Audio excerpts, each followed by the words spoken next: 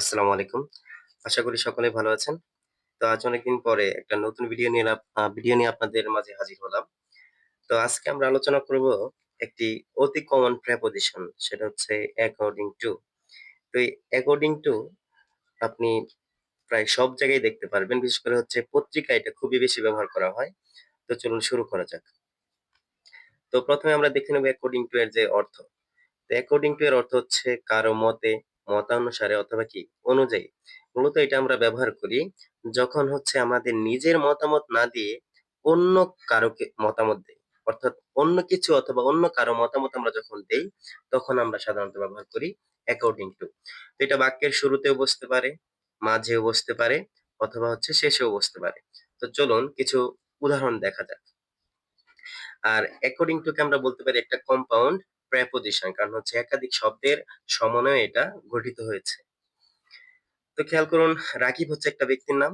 তো উনার মতামত অনুযায়ী এই বইটা হচ্ছে ভালো। তো রাকিব যেহেতু ভিন্ন ব্যক্তি তাই আমরা ব্যবহার করতে পারি অ্যাকর্ডিং টু রাকিব।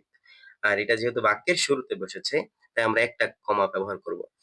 এটা মূলত হচ্ছে একটা প্রেপোজিশনাল ফ্রেজ। কারণ আমরা জানি প্রেপোজিশন প্লাস নাউন এটা হচ্ছে একটা প্রেপোজিশনাল ফ্রেজ। আর এই বাক্যের মধ্যে এটা হচ্ছে একটা অ্যাডভার্বের মতো কাজ করতেছে, যেটাকে আমরা বলতে পারি adverbial of reason, source, adverbial of swords. এখন এটাকে কেন আমরা অ্যাডভার্বিয়াল বলতে পারি? খেয়াল করুন, এই অ্যাকর্ডিং টু রাকিব এটা যদি আমরা বাক্য থেকে বাদ দেই তাহলেও কিন্তু বাক্যটা অর্থপূর্ণ হয়। ইট ইজ আ গুড বুক। অর্থাৎ এই অ্যাকর্ডিং টু রাকিব এটা হচ্ছে বাক্যের মধ্যে একটা অতিরিক্ত অর্থ যুক্ত করতেছে। আর আমরা জানি অ্যাডভার্বের কাজ হচ্ছে বাক্যের মধ্যে অতিরিক্ত অর্থ যুক্ত করা অধিকাংশ ক্ষেত্রেই। ঠিক আছে? অর্থাৎ এই অ্যাকর্ডিং টু রাকিব হচ্ছে এখানে একটা প্রেপোজিশনাল ফ্রেজ যা হচ্ছে অ্যাডভার্বের মতো কাজ করতেছে। আর এই অ্যাডভার্বিয়াল ফ্রেজ গুলো যখন বাক্যের শুরুতে থাকে সাবজেক্টের আগে তখন আমরা সাধারণত একটা কমা ব্যবহার করি। তারপর খেয়াল করুন, এই দ্বিতীয় বাক্যের ক্ষেত্রেও আমরা সেম, যে টাইম টেবল এটা তো আমার নিজস্ব মতামত না, অন্য কোনো কিছুর মতামত বা অন্য কিছু অনুযায়ী। তাই এই ক্ষেত্রে আমরা অ্যাকর্ডিং টু ইউজ করতে পারি। আর এটা বাক্যের শেষে বসার কারণে এর আগে একটা কমা ব্যবহার করতে হয়। তারপর খেয়াল করুন মাঝে, according to poll taken last month, যেহেতু এটা বাক্যের মাঝে ব্যবহার করা হয়েছে।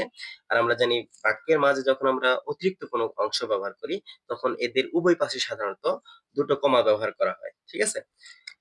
তারপর যদি আমরা খেয়াল করি যে যখন আমরা নিজেদের মতামত দিব, এতক্ষণ তো আমরা অন্যদের মতামত দিচ্ছি বা অন্য কোনো কিছুর মতামত জানিয়েছিলাম। এখন এই ক্ষেত্রে আমরা নিজেদের মতামত দেব। তো নিজেদের মতামত দেওয়ার ক্ষেত্রে আবার আমরা অ্যাকর্ডিং টু ব্যবহার করতে পারবো না। তখন অবশ্যই আমাকে ব্যবহার করতে হবে ইন মাই অপিনিয়ন অথবা ভিউ। আর যদি আমাদের ক্ষেত্রে বলতে চাই তখন হবে ইন আওয়ার ওপিনিয়ন অর অথবা কি ভিউ। তো এখনো অনেকের হয়তো খটকা লাগতে পারে যে আওয়ার তো একাধিক ব্যক্তিকে বোঝায় কিন্তু কেন অপিনিয়নস অথবা ভিউ হলো না?